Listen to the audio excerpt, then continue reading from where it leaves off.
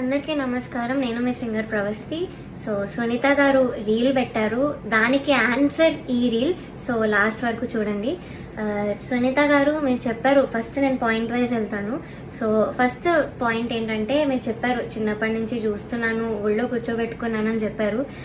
ఇప్పుడు నేను ఎలా చేయాలి అని కూడా అన్నారు. సో లేదు, నేను ఇప్పుడు నన్ను ఒళ్ళో కూర్చోబెట్టుకోమని నేను అడగలేదు. నాకు ఆ minimum respect as a human, as a singer ఇవ్వమన్నాను. అండ్ మీరు రీల్లో ఎంత బాగా మాట్లాడారో, రియల్లో కూడా అంతే బాగా మాట్లాడుంటే ఇవన్నీ అయ్యేదే కాదు మ్యామ్. సో అదొకటి. పాయింట్ నెంబర్ 2, నాకు కన్సిస్టెన్సీ లేదని కూడా చెప్పారు. చిన్నప్పుడు ఎలా పాడావో ఇప్పుడు అలా పాడట్లేదు అని కూడా చెప్పారు. Okay, that's your opinion, I totally respect that. So నేను దాని మీద ఏం మాట్లాడట్లేదు. సో ఇప్పుడు మీరు అన్నారు కదా నేను పూర్తిగా సాంగ్ సెలెక్షన్ విషయంలో మాట్లాడలేదని. సో మ్యామ్, మాకు ముందే రైట్స్ ఇవ్వడం జరిగింది, స్కెడ్యూల్ 1 ముందే. So Aditya music, Saregama, T series, mango music, so ఏవి మాకు ఇచ్చిన రైట్స్. మేము ఈ రైట్స్ లో నుంచే సాంగ్స్ చూసి ఇచ్చాం వాళ్ళకి. సో నా సాంగ్స్ రిజెక్ట్ చేసిన కారణం అయితే రైట్స్ ప్రాబ్లం కాదు. దేనిలో కూడా జరిగిందో చెప్తాను. ఇది రాఘవేందర్ రావు గారి ఎపిసోడ్ లో ఆయన చేసిన మంచి డివోషనల్ మూవీస్ నుంచి నేను మంచి డివోషనల్ సాంగ్స్ ఇచ్చాను లిస్ట్ లో. ఇస్తే కాల్ చేసి ఇలాగా ఇది డివోషనల్ రౌండ్ కాదు, ఇలాంటి సాంగ్ ఎవరిచ్చినా కూడా మేము ఇవ్వము, అది ఇది అన్నారు Suman sir from Gnapika production house. So call చేసి చెప్పారు. ఇంకా I had no choice, but వేరే ఇంకా సాంగ్స్ దొరికిన సాంగ్స్ అన్ని పంపించాను లిస్ట్ లో. బట్ చూస్తే ఒక అమ్మాయి మాత్రం అదే డివోషనల్ సాంగ్ పాడింది. అండ్ తను కూడా ఎన్ని పిచ్చింగ్ ఇష్యూస్ చేసినా మళ్ళీ అదే మంచి కామెంట్స్ ఇచ్చారు, దట్స్ ఫైన్.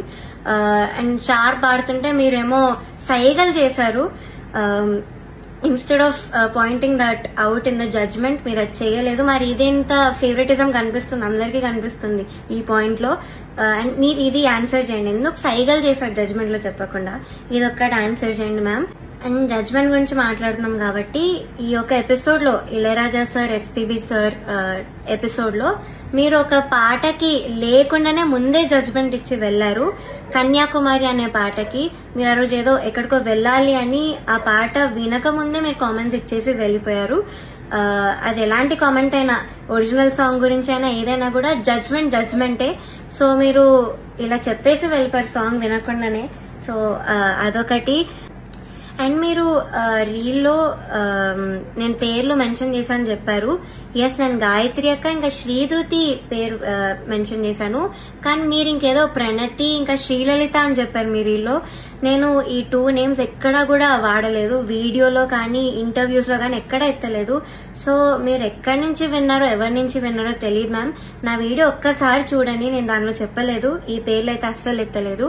అండ్ శ్రీలలిత గురించి కూడా నేను ఎప్పుడు మాట్లాడాను, బికాస్ చాలా నాలెడ్జ్ ఉన్న అమ్మాయి, షీఈ్ అన్ అమేజింగ్ సింగర్. నేను తన గురించి అసలు మాట్లాడను.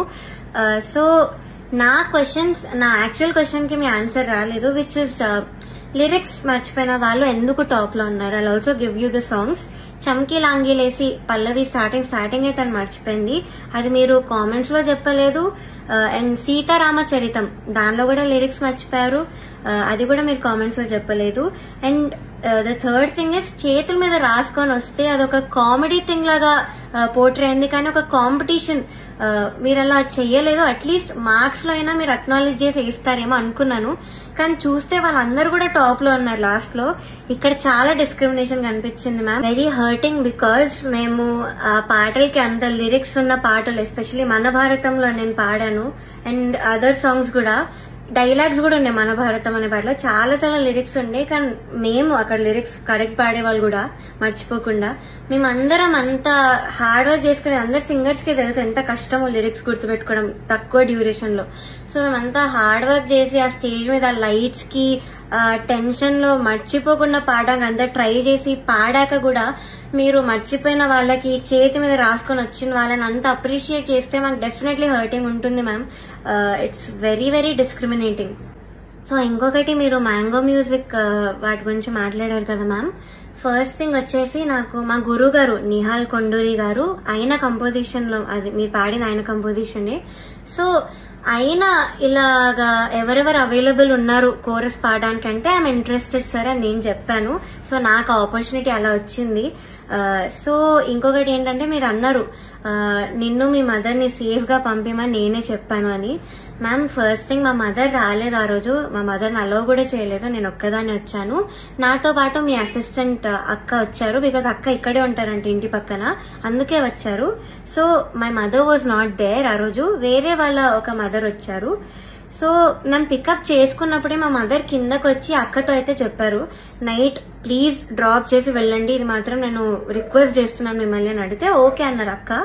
సో అలా మా మదర్ ముందే అడిగారు డ్రాప్ చేయమని. ఆ రోజు చాలా లేట్ అయింది, స్టార్ట్ అవ్వడమే చాలా లేట్ అయింది, నాకు చాలా ఫీవరిష్ కూడా ఫీవర్ ఉండే చాలా ఆ రోజు.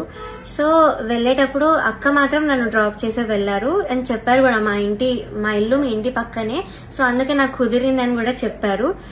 సో నాకు ఆపర్చునిటీ అయితే అలా వచ్చింది మ్యామ్, త్రూ మై గురువు గారు నిహాల్ కొండూరి సార్. ఇది కూడా అన్నారు, నువ్వు ఇదెందుకు చెప్పలేదు, నాకే నేను నీతో వచ్చి మాట్లాడాను క్లాసికల్ రౌండ్ లో అని చెప్పారు.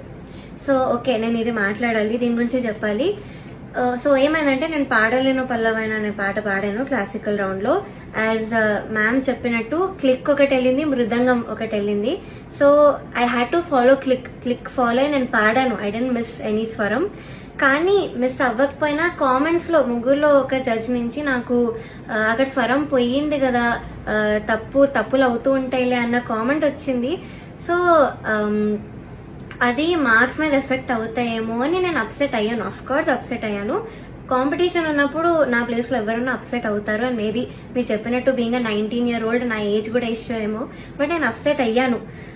అండ్ అప్సెట్ అయ్యాక ఏమైందంటే నేను ఆర్కెస్ట్రా వాళ్ళ దగ్గరికి వెళ్ళాను, ప్రొడక్షన్ వాళ్ళ దగ్గరికి వెళ్ళాను, మెంటర్స్ దగ్గరికి వెళ్ళాను. సార్ ప్లీజ్ మీరు ఈ జడ్జెస్ కి పాస్ చేయండి, నా తప్పు లేదు అక్కడ, కానీ కామెంట్స్ అలా వచ్చేసా నాకు కొంచెం భయం వేస్తుంది మార్క్స్ లో పడుతుందేమో అని.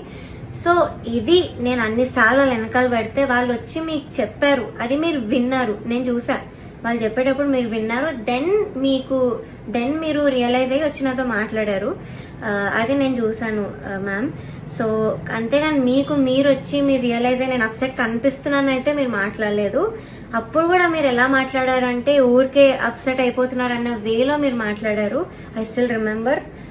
అండ్ మీరు ఇంకో మాట అన్నారు మ్యామ్, అన్నిటికంటే హర్ట్ ఫుల్ ఉన్న మాట అది నాకు, రోడ్ మీదకి వచ్చి ఇంటర్వ్యూలు ఇస్తున్నావు అది ఇస్తున్నావు అని మీరు అన్నారు.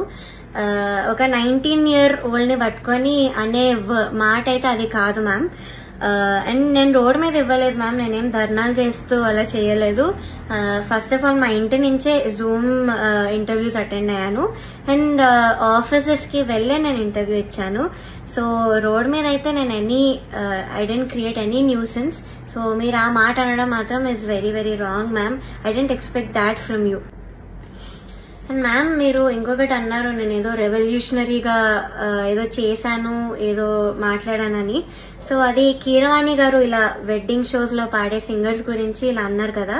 సో నేను యాక్చువల్ స్టేట్మెంట్ ఏమన్నారో అది నేను చెప్తాను. వెడ్డింగ్స్ లో పాడే వాళ్ళు నా దృష్టిలో సింగర్స్ కాదు అని అయితే సార్ అన్నారు.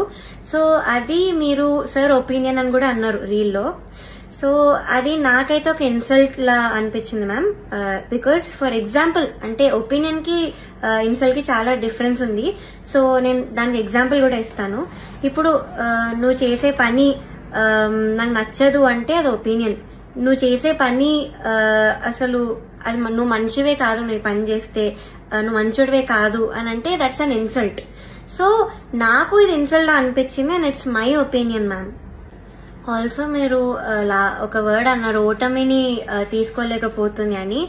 సో మ్యామ్ నేను ముందు చాలా రియాలిటీ షోస్ లో కూడా ఎలిమినేట్ అయ్యి వచ్చాను, అండ్ నేను ఎప్పుడు కూడా ఇలా వీడియో చేసి నాకు అన్యాయం జరుగుతుందని నేను ఎప్పుడూ పెట్టలేదు.